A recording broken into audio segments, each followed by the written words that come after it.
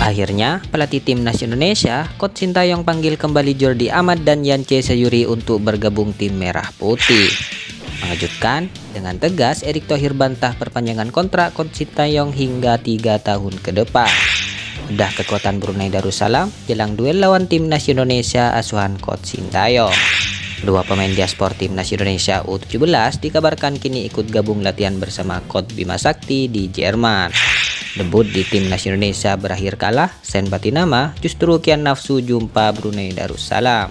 Berikut Special Eleven mencoba merangkum informasi terkini hangat dan menarik seputar timnas Indonesia. Selengkapnya, yuk simak ulasan video ini sampai selesai.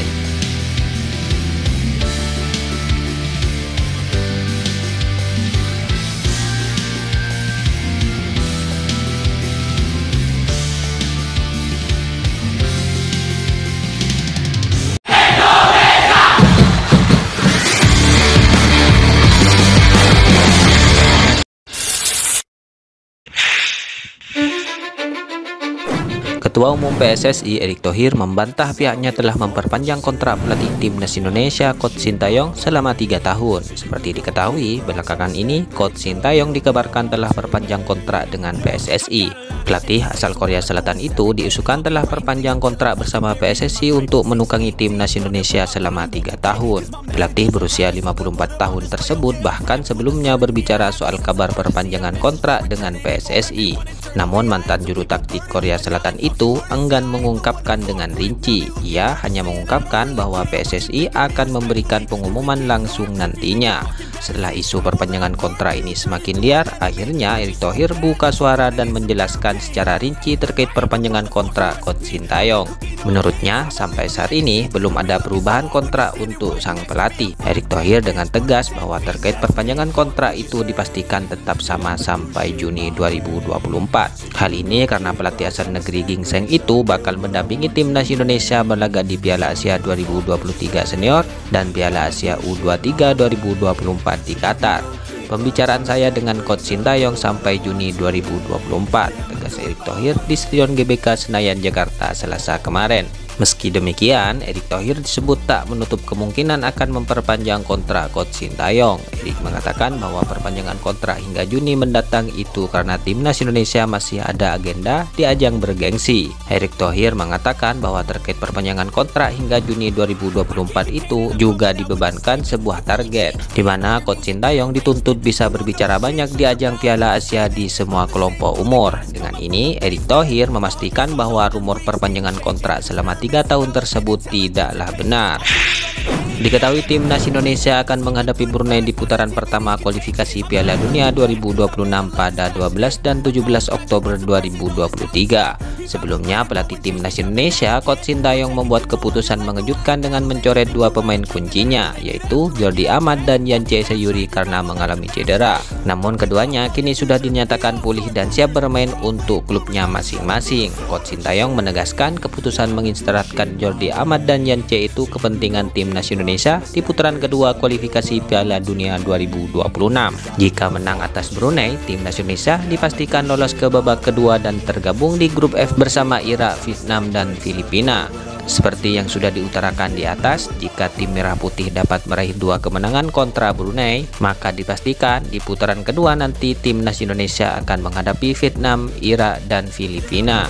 Dengan hal itu, Coach Sintayong ingin memastikan Jordi Amat dan Yance Sayuri dalam kondisi fit dan siap menghadapi lawan-lawan yang lebih tangguh. Jika nanti menang kontra Brunei, itu artinya di putaran kedua nanti pemain andalan Coach Sintayong, Jordi Amat dan Yance Sayuri bisa kembali bergabung bersama timnas. Dengan catatan, keduanya tidak memiliki masalah dengan kondisi tubuhnya atau cedera. Pelatih tim nasional Indonesia U17 Bima Sakti mengatakan 2 pemain diaspor telah bergabung bersama timnas U17 dalam pemusatan pelatihan di uji coba di Jerman.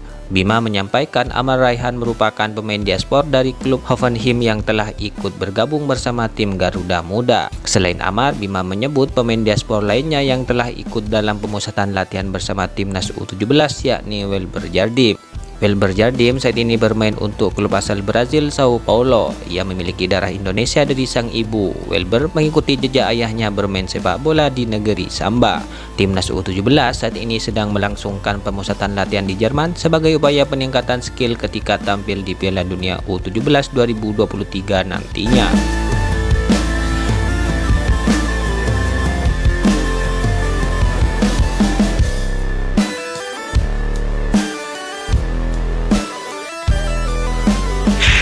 Pertandingan leg pertama kualifikasi Piala Dunia 2026 antara Timnas Indonesia versus Brunei Darussalam akan segera digelar.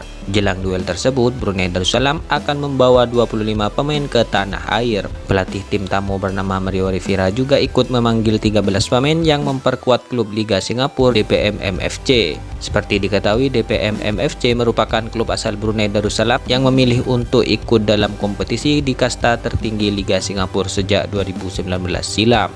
Klub tersebut sudah memiliki nama cukup besar karena sukses meraih gelar juara Piala Liga pada musim pertamanya di Singapura. Prestasi berlanjut 10 tahun kemudian dengan mengangkat trofi Liga Singapura 2019. Dalam 25 pemain yang dipanggil ke kualifikasi Piala Dunia 2026 tidak jauh berbeda ketika mengikuti ajang Piala AFF akhir tahun lalu. Brunei Darussalam juga diperkuat oleh 8 pemain senior yang usianya di atas 30 tahun dan hanya ada 7 pemain di bawah usia 23 tahun. Secara head-to-head, Timnas Indonesia dan Brunei Darussalam sudah pernah bertemu 11 kali dalam sejarah. Dari 11 pertemuan itu, Garuda 7 kali meraih kemenangan, 2 kali imbang dan Brunei menang 2 kali. Meski statistik memihak kepada Timnas Indonesia, gelandang Garuda yakni Mark Locke menegaskan tidak ingin menganggapnya remeh. Berikut daftar pemain Brunei Darussalam untuk lawan Timnas Indonesia di kualifikasi Piala Dunia 2026 zona Asia.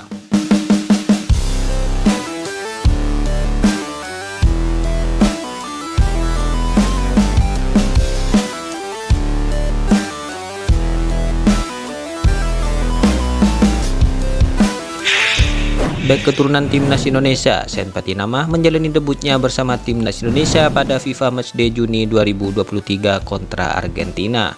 Kala itu, Sen Patinama yang tampil selama 45 menit gagal membantu Timnas Indonesia meraih hasil positif melawan Argentina. Timnas Indonesia menutup laga kontra Argentina dengan skor kekalahan 0-2. Dan saat ini, Sen Patinama tengah fokus bersama Timnas Indonesia yang akan berjuang di kualifikasi Piala Dunia 2026 zona Asia. Bagi Sen Patinama, kemenangan atas Brunei Darussalam menjadi wajib diraih tim besutan Coach Sintayong.